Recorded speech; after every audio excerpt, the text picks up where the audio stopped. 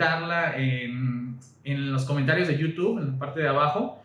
Con todo gusto vamos a estar buscando la manera de poder interactuar, de poder platicar. Los que están integrados al grupo de estudio pueden hacerlo directamente desde los grupos de WhatsApp o en el grupo de la célula de WhatsApp de nuestra iglesia. ¿Qué está pasando con estos temas? Bueno, hay muchos, si tú entras a las redes, hay muchísimos videos sobre los viajes misioneros de Pablo, los cuales seguramente se explican muy bien.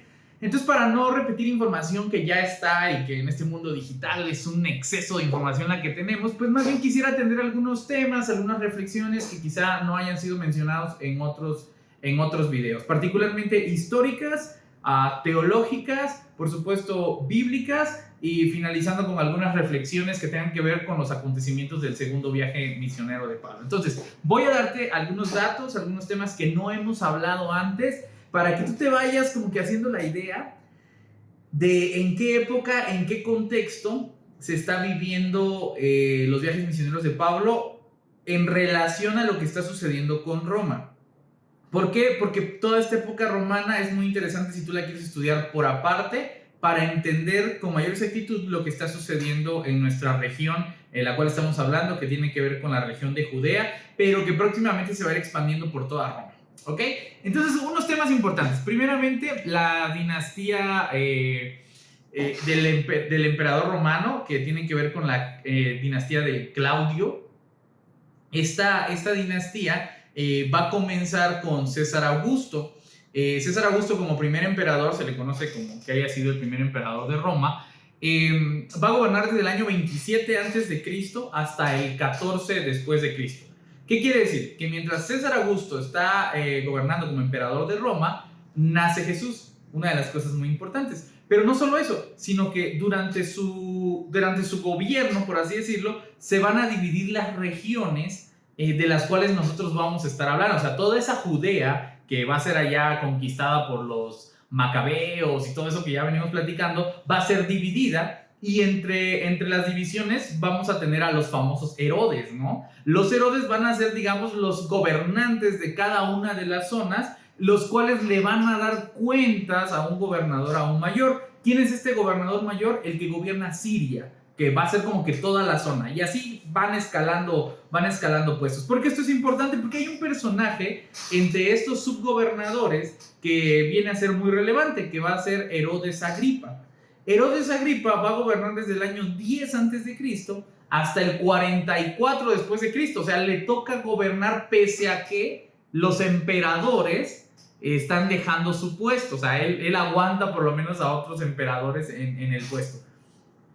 Él va a estar gobernando la zona de Galilea, una zona que va a llegar a ser relevante en la historia de Jesús, que lo hemos podido ver a lo largo de todas estas células. Pero en la zona de Judea, o sea, en donde está Jerusalén, va a quedar su hermano Herodes, otro de sus hermanos. Al morir, le van a quitar como que los cargos para que ya no siga heredando, y se lo van a otorgar a un prefecto romano. Este prefecto romano se va a llamar Poncio Pilato, que va a ser prefecto romano entre el 26 después de Cristo al 36 después de Cristo. Si tú en tu mente calculas la muerte de Jesús entre el 29, el 33 después de Cristo, pues coincide con la época en la cual Poncio Pilato va a ser procurador romano de la zona de Judea. Entonces, está Poncio Pilato y está Herodes Agripa como, digamos, procuradores, como los que visibilizan lo que está sucediendo en esa zona, y ellos le responden a un gobernador arriba, que es el gobernador de Siria, y este le va a responder al Senado romano, y el Senado romano le va a tener que responder al emperador. ¿Quién va a ser el emperador entonces a la muerte de Jesús? Pues va a ser César Augusto, y quien va a ser el encargado de darle la sentencia va a ser Poncio Pilato. Pero César Augusto acaba en el 14, quien sigue es Tiberio, y Tiberio está entre el 14 y el 37, así que, perdón, no es César, es Tiberio quien va a estar como gobernador a la muerte de Jesús. Este Tiberio va a recibir una queja, estas cosas quizás no te las he contado, pero va a recibir una queja de parte de los samaritanos.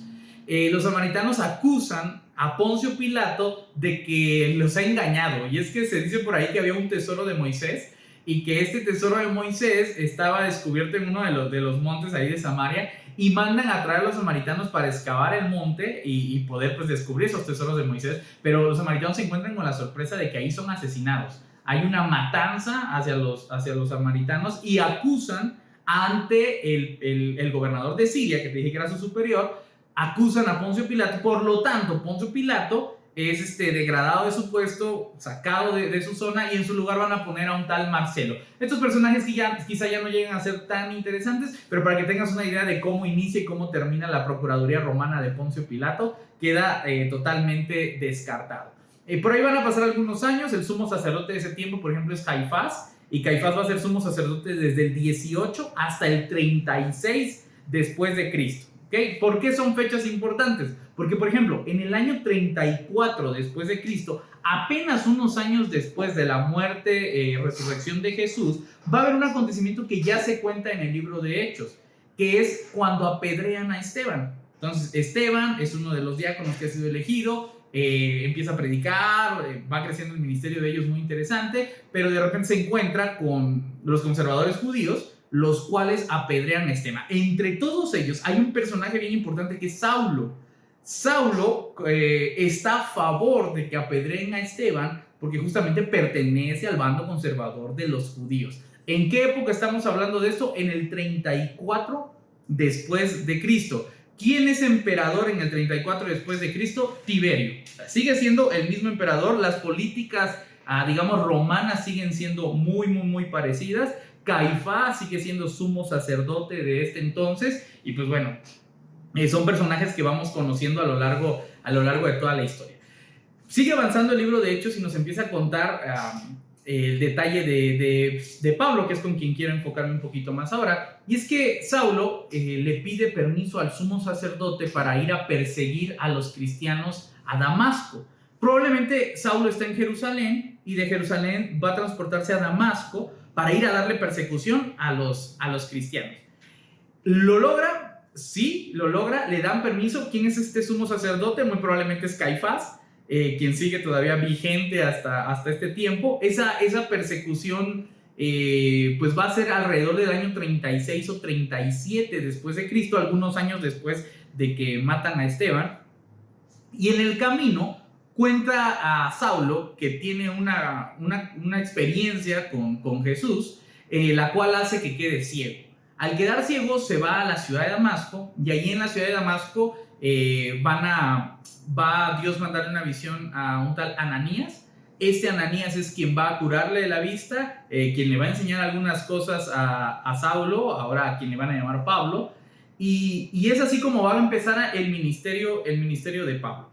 Pablo cuenta en el libro de Gálatas, ahí en el capítulo 1, versículo 18. Es que aquí ya hay que empezar a armar el rompecabezas, ¿no? Como que de pedacito en pedacito, porque hay cosas que se cuentan en el libro de Hechos, pero claro, como no es lo principal contar una historia, pues no se cuenta a detalle. Entonces tú vas leyendo el capítulo 9 de Hechos y de repente te das cuenta con que Saulo queda ciego, se convierte y viaja a Jerusalén.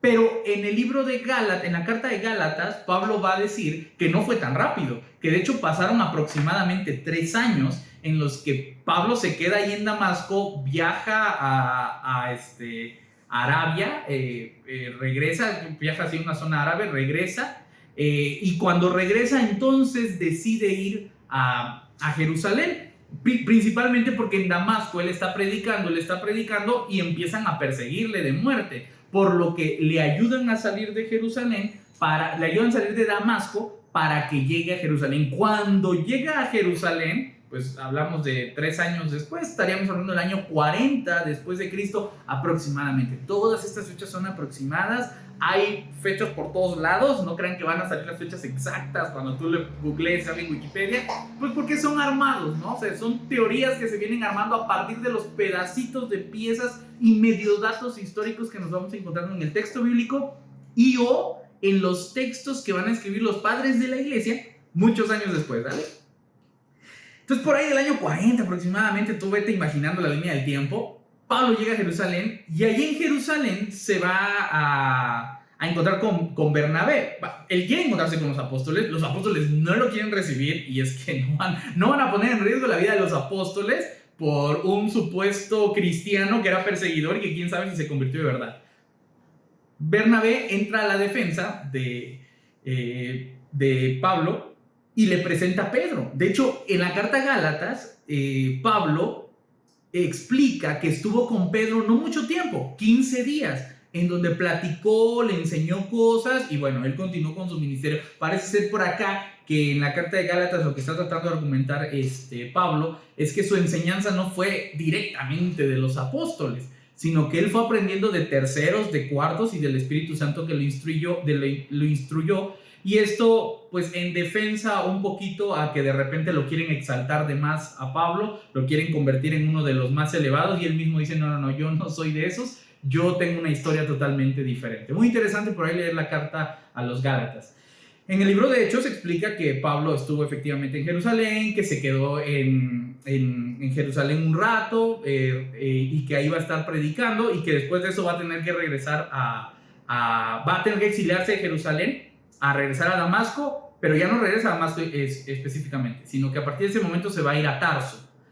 ¿Por qué? Porque lo están persiguiendo de muerte también en Jerusalén y en Damasco pues también tiene precio en su cabeza. Entonces a Pablo no le queda otra que irse a otro lugar cercano, pero un poquito a orillas. Ahí se pierde un poquito la historia de Saulo porque él ya está en Tarso y de ahí que venga el nombre de Pablo de Tarso, porque ahí es donde se queda a hacer su ministerio. O sea, realmente ahí es donde pasan los años y ahí es donde el ministerio de Pablo se desarrolla, él madura, él aprende, él crece y es ahí donde va a llegar Bernabé años después hasta Tarso. El Bernabé que se encontró en Jerusalén va a llegar hasta Tarso y allí en Tarso les va a hablar el Espíritu Santo a ambos para encaminarlos al primer viaje misionero. Dentro de todo esto quiero decirte que en el año 37 al 41 hay otro cambio de emperador. O sea, mientras está pasando toda esta historia que te estoy contando, en la Gran Roma hay otro emperador que cambia. Sale Tiberio y entra alguien que se le llama Calígula.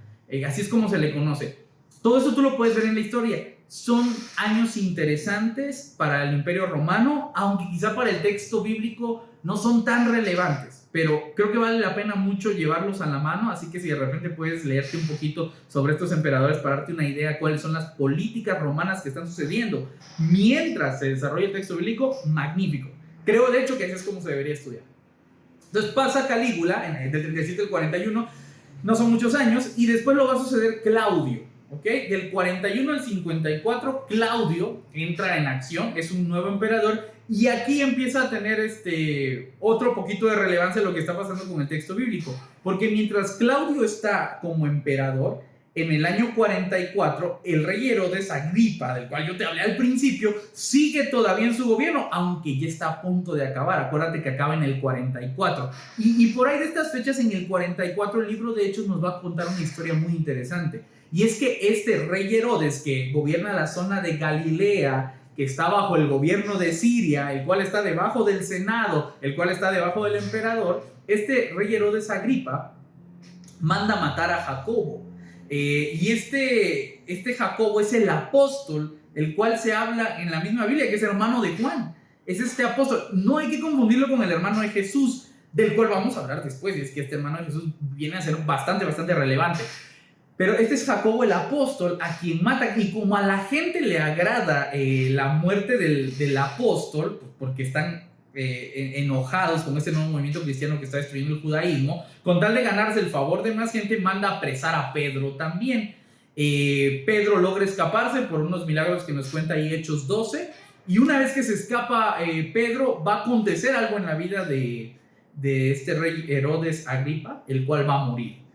Todo esto lo puedes encontrar en Hechos 12. Él muere y ahí se acaba la dinastía de los Herodes, por lo menos hasta como la vamos conociendo en el texto bíblico, cuando Pedro se libera y Jacobo queda muerto. ¿En qué año va a suceder esto? En el año 44 después de Cristo, mientras Claudio ya es ahora emperador de Roma. Inmediatamente el texto bíblico nos va a llevar unos años después, entre el 46 y el 48 después de Cristo, aproximadamente unos 2 añitos. Insisto, todas estas fechas son aproximadas. ¿Qué pasa ahí? El primer viaje misionero de Pablo. Bernabé sale de Jerusalén, se va a encontrar con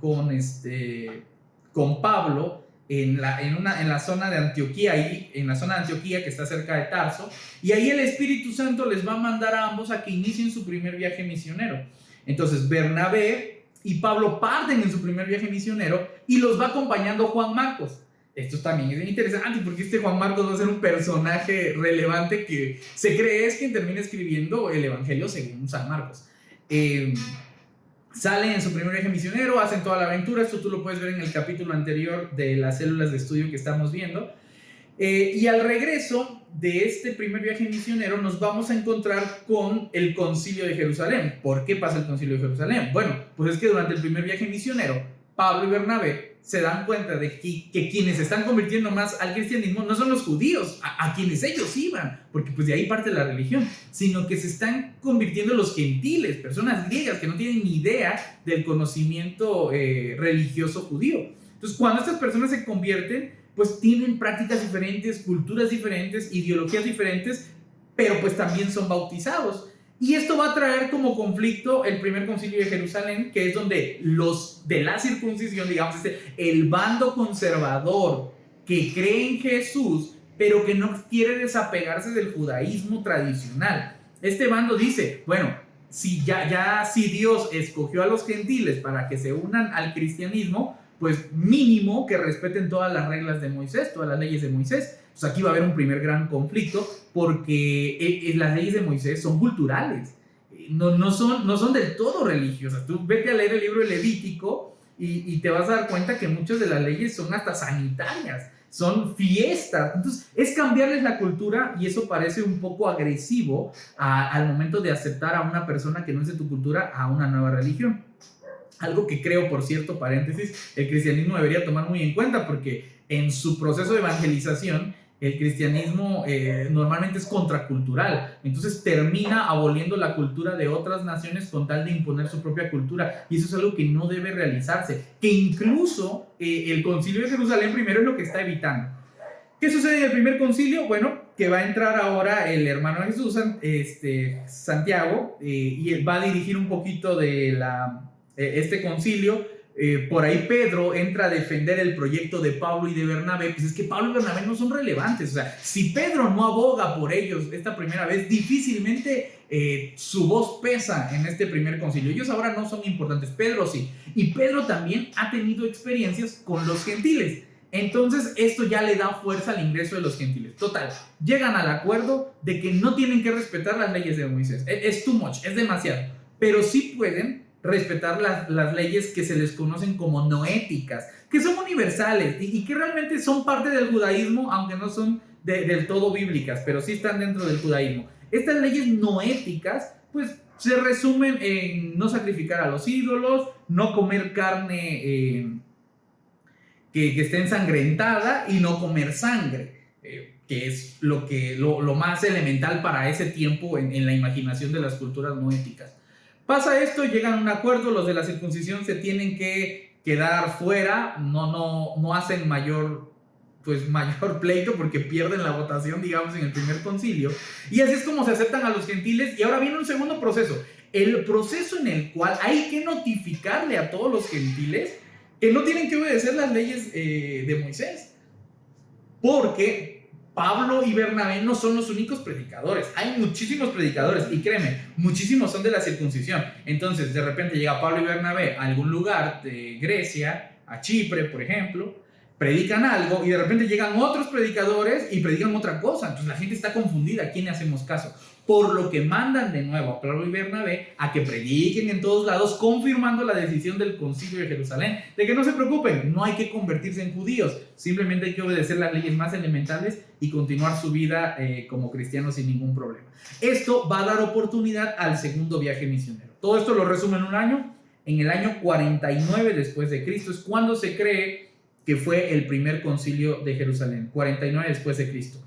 Entre el 49 y el 52 después de Cristo, entonces es cuando va a iniciar el segundo viaje misionero de Pablo. Este segundo viaje misionero todavía se da dentro del gobierno del emperador Claudio, ¿okay? Todavía estamos con el emperador Claudio. ¿Por qué menciono esto? Porque unos añitos después, en el 54, acabando el segundo viaje misionero, va a dar inicio el gobierno del emperador Nerón. Y este va a estar bastante fuerte. Entonces, ya estamos en el segundo viaje misionero en este mega resumen que estamos teniendo. Y este viaje misionero pues va a tener algunos detalles interesantes. Entre ellos vamos a tener a Pablo y a Bernabé peleándose, porque Bernabé dice, oye, pues que nos acompañe Juan Marcos. Y Pablo dice, Juan Marcos, el que nos abandonó a medio viaje al principio, no señor, yo ya no voy con esa persona. Por lo que Bernabé decide ir con Juan Marcos y deciden ir a Chipre, al camino primero, seguir el camino primero de la isla y dar el viaje completo, mientras que Pablo va a tomar a Silas y él se va a ir por su propia cuenta al lado terrestre por arriba. El primer lugar a donde llegan, que se dice que es Derbe y Listra, esto está escrito en Hechos 16, nos vamos a encontrar con Timoteo, y aquí es donde se va a empezar a crecer el grupo de lo que yo le llamo la cuarta ya generación de creyentes. O sea, ya no estamos hablando de los apóstoles, ya no estamos hablando de los judíos que escucharon de los apóstoles, ya no estamos hablando de la generación de Pablo, ¿no? Y de la de Bernabé, sino que ahora estamos hablando de la generación que escuchó a Pablo en su primer viaje misionero. O sea, ya han pasado varias generaciones por ahí. Se encuentran a Timoteo, Hechos 16, se les une al viaje y así comienza un largo viaje, el cual tienen prohibido pasar por Asia. Un detallito interesante por ahí que quizá en otro momento abordamos con más profundidad. Lo interesante es que se van a Macedonia, y en Macedonia van a pasar cosas increíbles. Hay una parte bien importante del libro de Hechos que dice: el Espíritu Santo les prohibió hablar en Asia, pero les dio una visión de ir a Macedonia, de que había un hombre macedonio que les decía, vengan acá y ayúdennos, como dando a entender que ahí la gente sí tenía hambre, sí tenía deseo, sí quería aprender, sí quería conocer, y hacia allá es a donde van. Y es que en este segundo viaje misionero se van a encontrar con los lugares que nosotros vamos a tener más cercanos, porque son a donde se escriben las cartas paulinas. Te voy a dar algunos. Tenemos, por ejemplo, a Filipos, ¿no? De los filipenses. Tenemos Atenas, tenemos Corinto, tenemos Antioquía. O sea, son lugares que te suenan fuerte, son ciudades importantes, y va a ser lo que yo diría el centro del ministerio paulino, en el cual va a ir desarrollando su teología, porque los problemas que se desarrollan particularmente en esos lugares son los que definen la teología paulina. Entonces es súper importante. Llegan a Macedonia. El primer lugar de Macedonia va a ser Filipos. Ahí se va a enviar la carta a los filipenses años más adelante, y por ahí vamos a tener un personaje nuevo que se llama Lidia.